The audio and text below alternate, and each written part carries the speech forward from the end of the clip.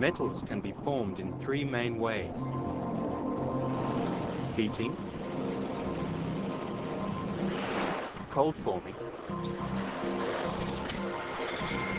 and milling.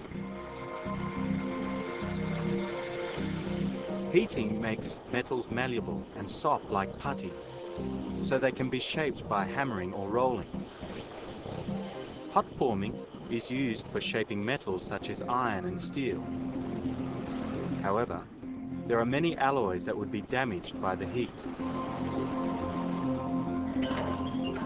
Metals which have the ability to stretch are ductile and can be stretched or drawn when cold. Copper, aluminium, and low-carbon steels or any pure metal are ductile enough for cold forming.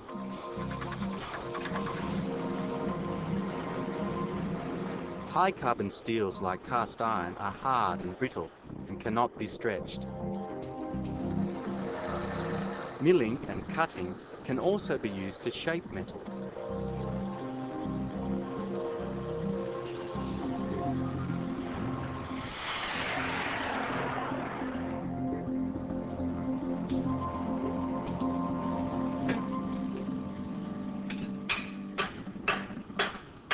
Heating and hammering hot metals is called forging. Once the steel is red hot, it is soft enough to work. Hot forming is suitable for iron or steel, which are malleable and can be hammered into shape without cracking.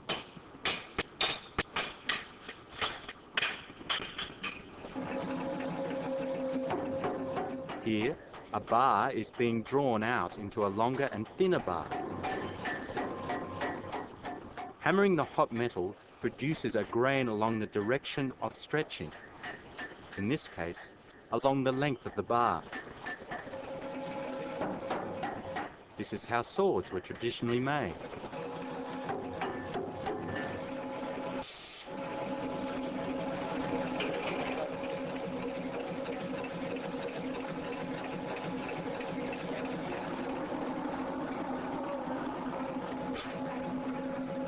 This bar is going to be upset.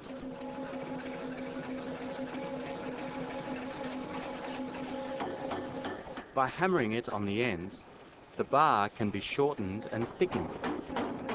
This is called upsetting.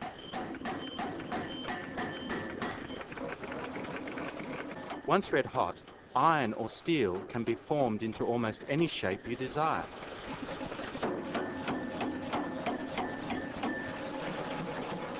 Here, a tie rod from a car is being converted into barbecue tongs. First, it is bent, then reheated, and placed on a die and hammered into it. The flames come from the grease put in the die to allow the hot iron to be removed.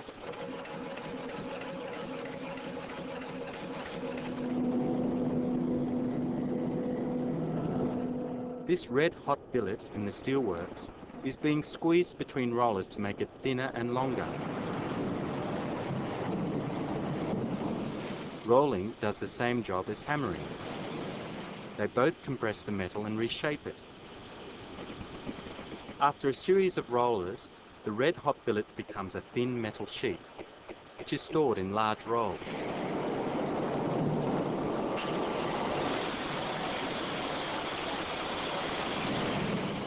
To shape railway rails, an ingot is drawn out by passing it back and forth up to 5 times along a series of progressive rollers.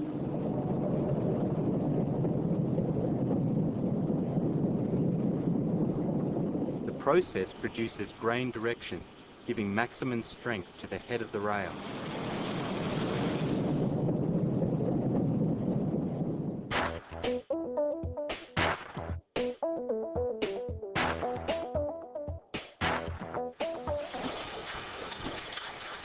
Unlike hot forming, which uses hammering or squeezing to compress metals, cold forming works by stretching metal into shape.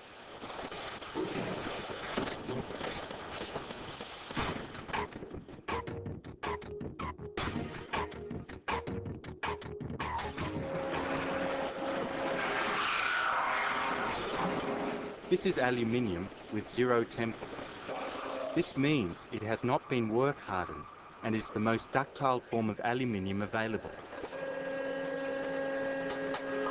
This is called metal spinning, and this sheet of aluminium is going to be shaped into an industrial lampshade for a warehouse.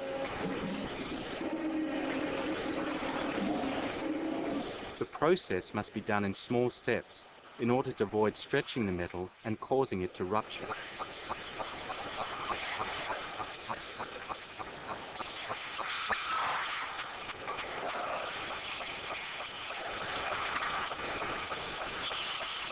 The robot, using a nylon wheel, produces a matte finish with shallow grooves.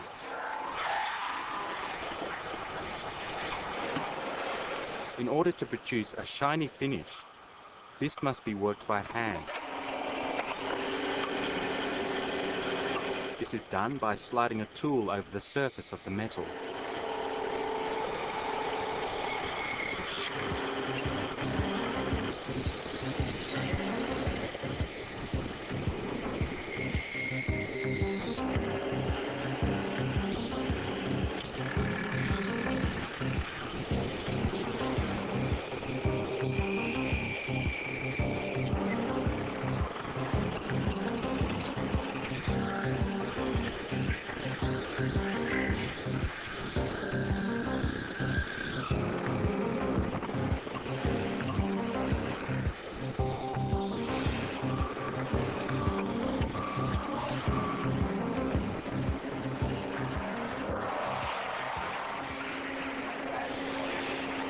These are some of the tools used for spinning metal by hand. Some slide, some roll, and others cut. This is going to be the domed end of a hot water tank and would hold water under pressure. The tool forces the metal to reform around the pattern of the spinning chuck.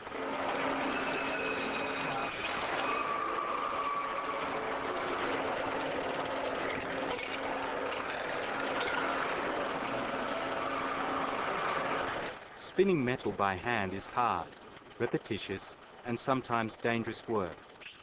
So in some workplaces, robots are used to do the job.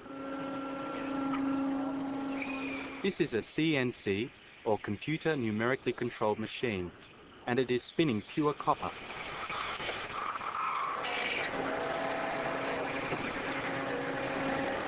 To teach the robot what to do, the operator goes through the sequence as it should be done. Each of his skilled movements is recorded into the robot's memory. From there on, it can repeat the actions forever. The robot doesn't mind.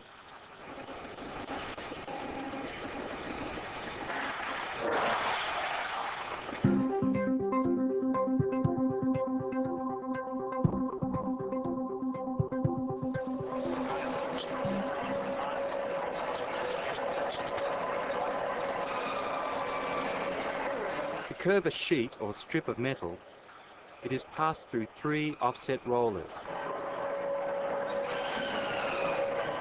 The setting of the rollers determines the curvature of the metal. These 2 pieces of sheet metal have been welded together and are about to go through the same process. They will eventually be part of a mixer on a concrete truck. The rollers are adjusted so that each part of the sheet becomes part of a cone. The curved metal is then tack welded sufficiently to move it out of the rollers until all the segments of the mixer are ready to be welded together. Using this process, it is possible to create large-scale sheets used in these tanks.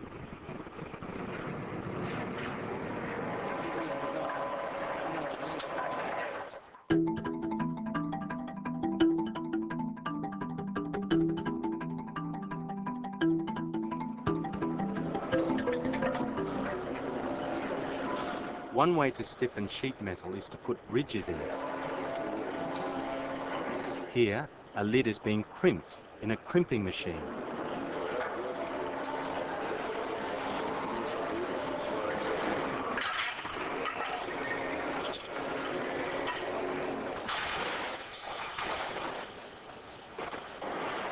The same process is used to stiffen roofing iron. Here, a flat sheet from a continuous roll is forced between rollers that shape it appropriately. Can you work out why there are a series of rollers?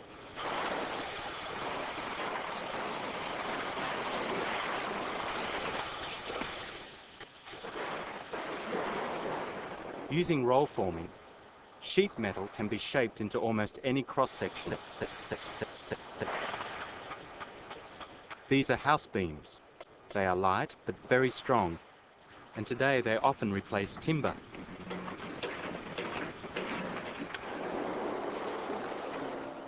This is a pipe being made, again pushed into shape by rollers. The edges are joined with resistant welding. Then the pipe is cut to size.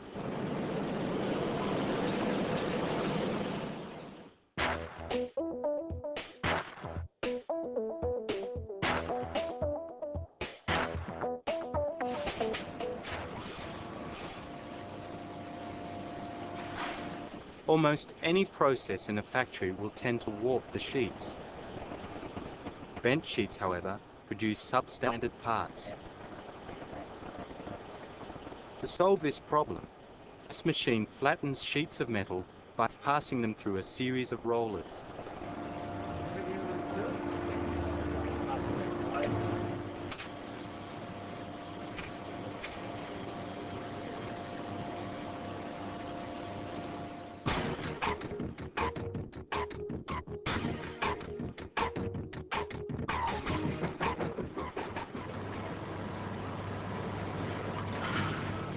These are folding machines for folding sheet metal. The fold is made by pushing the sheet metal into a groove. The skill lies in knowing how far to bend each fold. While the first fold is straightforward, after that you need to choose tools which can clear the previous folds. It is up to the operator to choose the right one for the job.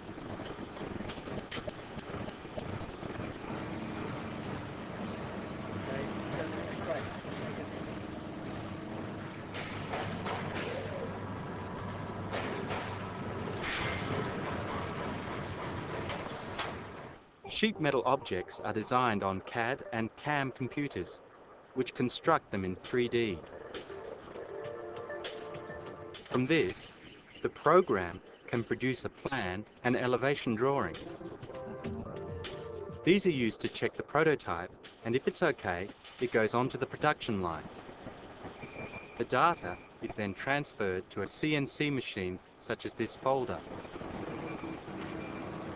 Because this is a short run, all the parts will be made on the one machine.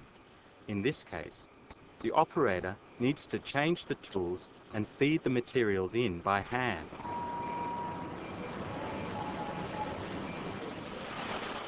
For large-scale operations, there would be a dedicated machine to make each fold.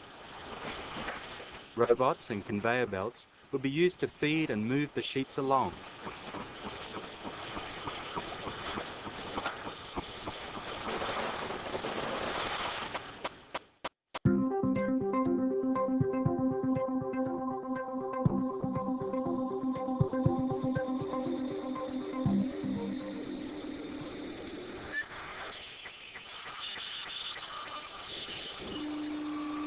To make holes in large sheets, another CNC machine can be used to locate the holes exactly as in the drawing. This milling bit is being used to cut slots and holes. It cannot do sharp corners.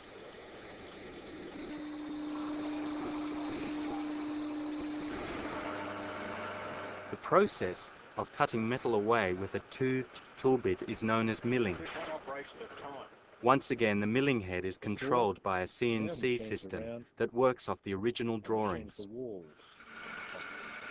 When writing a program for this job, we've got to break it up into Cartesian coordinates, where the x-axis is along here, the y-axis is there, and the z-axis is when the tool moves in and out.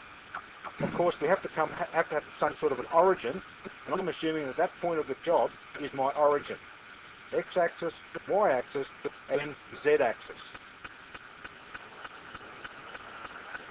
This milling machine is going to use 11 different tools to complete a job.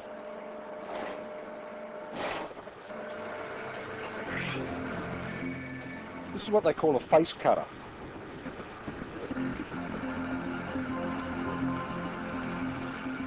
It has tungsten carbide inserts, and these are retained on this particular tool with a little screw. But when the tool becomes dull, we're able to turn the insert around and have a fresh edge. This tool was used to take a cut across the outside of the job.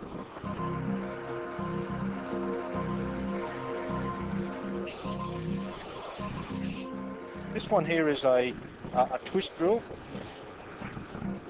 It's got a taper shank on the end. So this tool, rotating, fed into the job will produce that hole.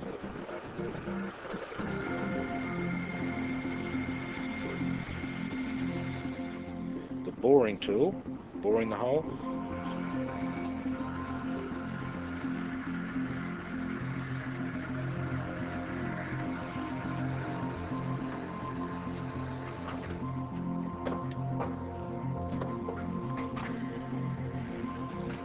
This tool is what we call a spotting drill. We only use the end of the drill to drill the hole. This one here only goes down deep enough so that we can end up with a chamfer on there.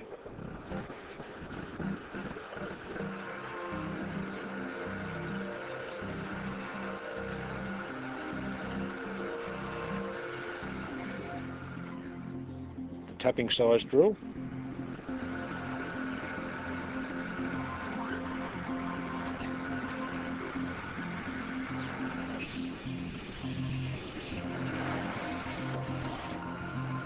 This is a spiral flute tap. The flutes of the tap have a helix angle on them. The purpose of this one here is when it's tapping the hole, being a blind hole, the chips come along the flute and come out of the hole, so they don't get caught between the tap and the bottom of the hole. It winds itself down. When it gets down to the right depth, it then stops the spindle and unscrews itself and comes away from the job.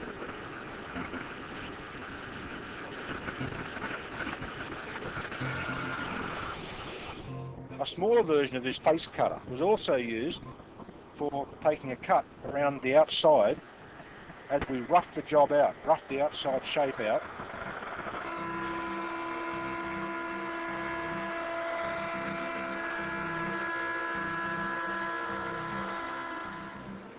For producing this little pocket, we used a slot drill. A slot drill is capable of drilling. So in other words, we can cut on the end of the tool. It can feed into the job and then cut around a contour.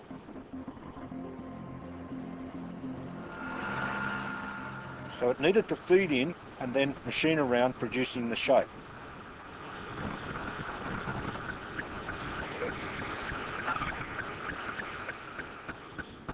This is the tool machining around the outside, making sure that this finish here is on size and also a good finish. To machine around the outside of the job, we used a tool like this. This is an end mill. It's got 4 flutes. An end mill, you can't machine on the end of it. You can't drill a hole with that tool there. With the slot drill, we can. The end mill, we can't drill a hole. So this one here was fed in and fed around the side.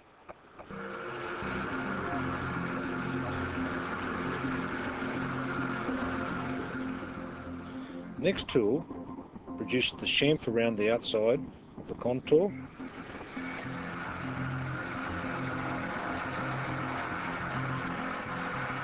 Also chamfer on the pocket.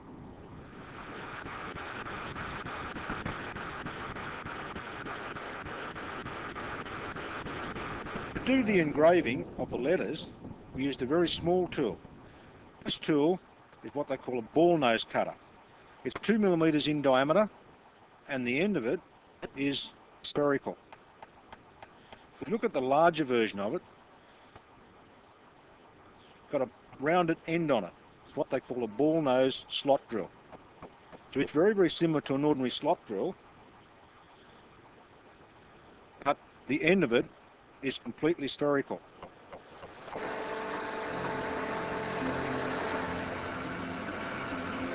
Knowing which tool to use and how to achieve the results comes from the metalworker's skills and experience in doing this work by hand.